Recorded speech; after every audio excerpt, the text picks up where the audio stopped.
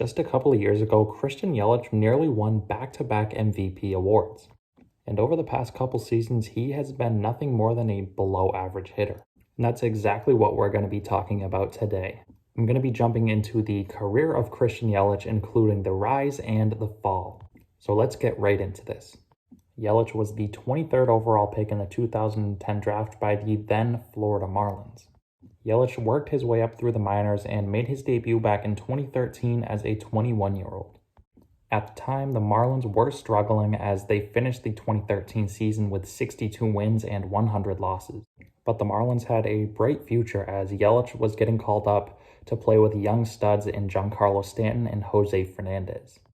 And in this 2013 season, Yelich did only play in 62 games where he hit .288 with 4 home runs and 10 stolen bases.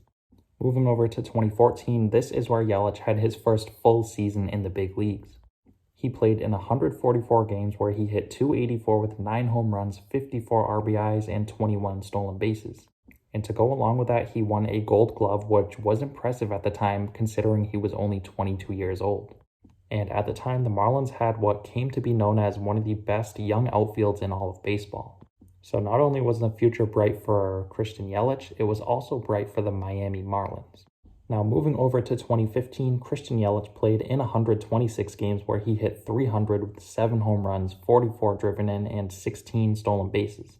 And moving over to 2016, things were looking up for Miami. They still had the young trio of outfielders in Yelich, Stanton, and Ozuna. And on top of that, they had one of the best young catchers in baseball in JT Realmuto, and one of the best young pitchers in Jose Fernandez. And in this 2016 season, Yelich did not disappoint.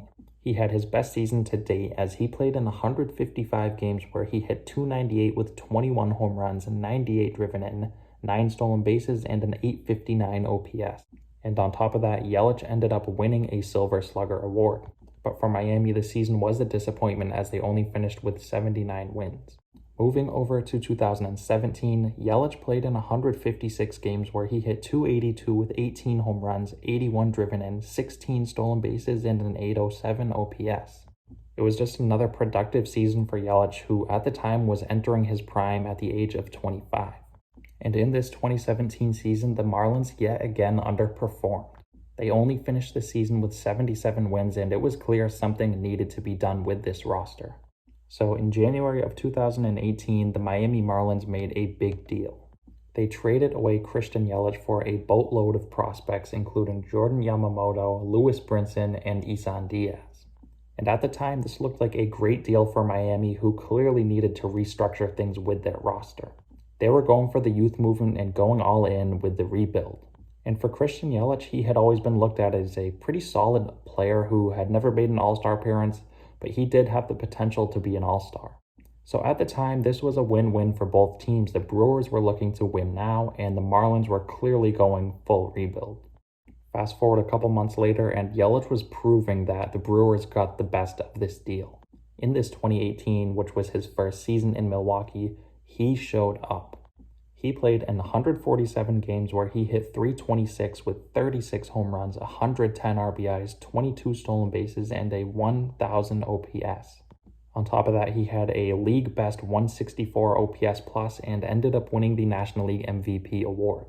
And this 2018 was a surprise for some people considering he had never hit more than 21 home runs in a prior season. The 36 home runs were something no one was expecting, and really no one ever thought Yelich could be this type of player. So moving over to 2019, expectations were sky high for Yelich, and he lived up to the hype. In 2019, Yelich played in 130 games where he hit .329 with 44 home runs, 97 driven in, 30 stolen bases to go along with an 1100 OPS. And he had a 179 OPS plus, which led all of baseball, and he ended up finishing second in the National League MVP voting. He came in second place to Cody Bellinger, who hit .305 with 47 home runs, drove in 115, and ended up winning a Gold Glove. So really, the only disappointing thing about this 2019 season for Yelich is that he didn't win back-to-back MVPs. But it was clear the Milwaukee Brewers had won this trade, and it wasn't even close. Lewis Brinson was massively underperforming in the big leagues, and Jordan Yamamoto and Isan Diaz hadn't even reached the big leagues yet. And Yelich was just so good at the time that people were even claiming that he was better than Mike Trout. And at the time, it was a legitimate argument. Yelich was just a cheat code and no one could seem to get him out. So heading into 2020, expectations were at an all-time high. But unfortunately for Yelich, this is where the downfall begins. In this 2020 season, he played in 58 games where he hit .205 with 12 home runs and a .786 OPS. The power was still there for Yelich, but that was about it.